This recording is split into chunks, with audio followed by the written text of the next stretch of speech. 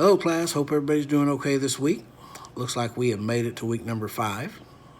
This week, we are tasked with talking about culture and its effects on communication, how to recognize different cultures, how to adapt for those cultures, and how to kind of change our game plan and our communication strategy so that we fall in the good gospels of our audience, I guess you'd say, or you could say.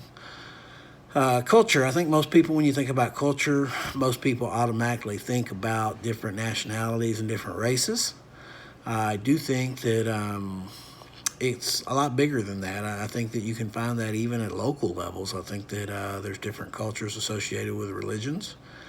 We definitely have a lot of different religions here in the U.S., and you'd find different cultures amongst those. I'm positive. I'm not an expert on the subject, but I do know there are quite a few, and from what I know from my side, there's some differences. Across college campuses, if you go into a Christian university, the culture at a Christian university is probably going to be a little different than a public or a state university. I'm just assuming.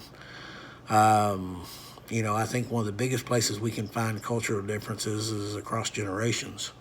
I think if we look back at like our parents' days, and we fast forward to our children's days. If you have kids, if you have kids, if you have kids, then you're probably pretty familiar with their culture. Their culture is very interesting, to say the least.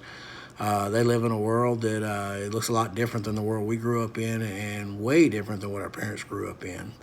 And their expectations and their reactions to that world are a lot different than what we had back in those days, and the way our parents handled those situations.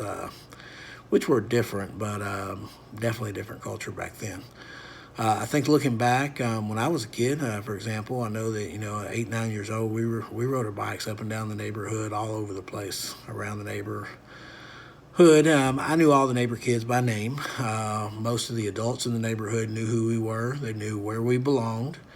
In fact, I remember, being out with some buddies at that age and throwing firecrackers in the school trash can or dumpster. And the phone call to my father beat me back to the house. That is how tight-knit that neighborhood was and how everybody knew everybody. And to this day, I still don't know who called, but I've got it narrowed down to about 4 houses that were in sight view of what we were doing. So just a different time, but we lived and we survived that. Fast forward to my kids' time. In the last 14, 15 years, we've probably lived in 3 different places. And I can tell you, as far as neighbors that we've gotten to know, there's probably about 5 or 6 couples. That's about it. Most of them were couples that live right next door to us, or that our kids were friends with in school that just happened to live in the neighborhood. In my career, 20 years with my current employer, I've never had a coworker that lives in my neighborhood. Back in my parents' time, it wasn't uncommon for their coworkers to live in their neighborhood because everybody worked at the local businesses and then they lived right there in the same city. My generation, that's not the way things were. We commute 30, 60 miles to work in most cases. A lot of us do. And very rarely do our coworkers live in our same neighborhoods. I think it's been said that, we don't work where we play and we don't play where we work. So I think that's kind of what we're running into with the culture differences. I don't know. I don't know if it's a good thing or a bad thing. I kind of wonder. I do miss that tight-knit community stuff that we used to have. And, there's neighborhood watches and stuff like that going on now to try and get that feeling back. But it just doesn't seem like there's as much emotional buy-in from most people in your life or around you these days.